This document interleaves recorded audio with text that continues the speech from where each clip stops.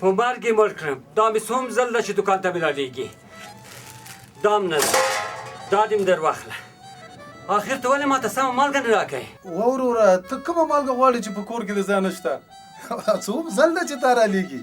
ما خو درته وویلې که نه، هغه مالګه راکه چې ویې خورې نو جاغور به دې نه کېږي، بچي به دې هم روغ وي او هم په ښوونځي کې تکړه.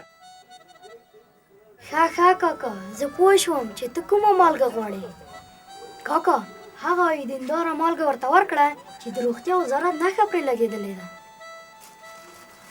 شاباس بچیه، تو خو ډېر تکړه یې. تا څنګه وپېژندله؟ کاکا ولې به یې نه پېژنم؟ زموږ په کور کې تل آیودیني مالګه استعمالیږي. تکړه مېرمنې آیودیني مالګه کاروي، هم په پخلي کې او هم د دسترخوان په سر.